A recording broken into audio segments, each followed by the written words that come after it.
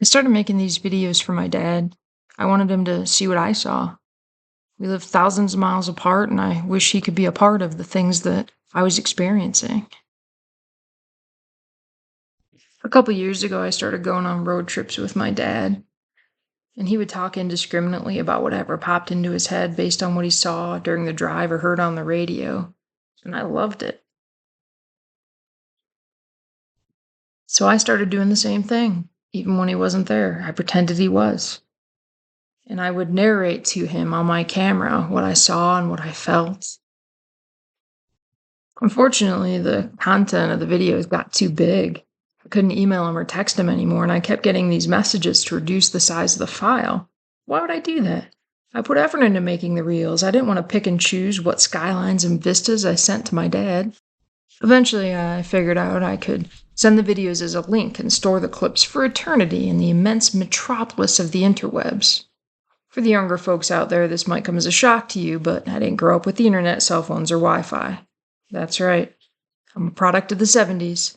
A bouncing bundle of peace, love, and sisterhood wrapped in tie-dye and soothed by the sweet rhythms of CCR. In other words, I'm an adaptable Gen Xer, so I figured out YouTube and started sharing my videos with my favorite Midwest hermit.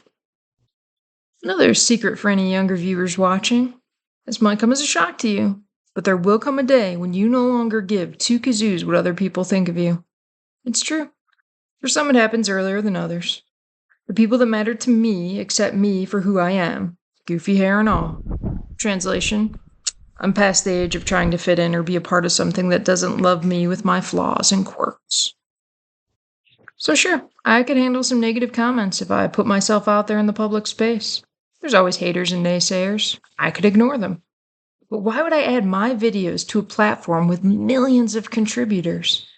I'm not promoting a product or doing reviews. I'm not a professional mountain biker. My videos aren't documentary quality. I'm not sponsored or trying to make money. What would be the purpose? Through an odd series of events, the answer became blatantly clear.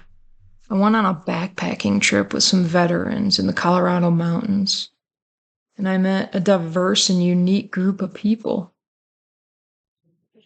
While we trudged along with our overstuffed backpacks, we talked about some of the aspects of the program based on mountaineering terms like rope team, which was having a connected group of people that you relied on to get through or across something difficult like a mountain, or reach, which was going beyond your comfort zone.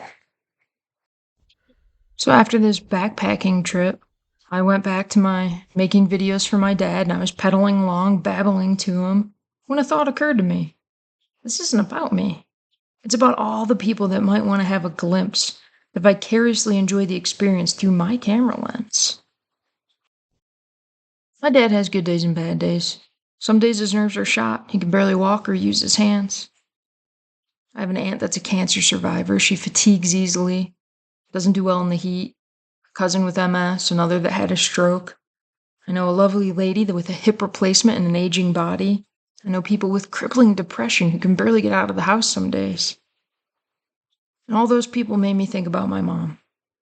She was a hoot. The kind of lady you heard before you saw, with a boisterous laugh that echoed in the room. She had personality for days. My mom was bedridden her last year of her life. Her body betrayed her, but her mind was still sharp and alert. She'd have loved my short videos. I can picture her, stuck in her borrowed hospital bed, beaming, as she'd watch the rocky terrain undulating underneath my lens. I can picture her gesturing to the hospice nurses to come check out the sunset, or telling them all about the crazy adventures she watched on the computer.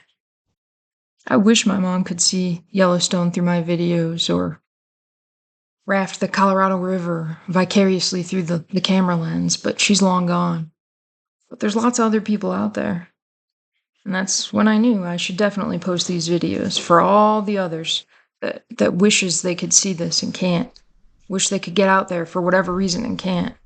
I'll be your proxy, your surrogate, and we can be a rope team together. Enjoy my experiences. I'll be your adventure companion, and we can meander together.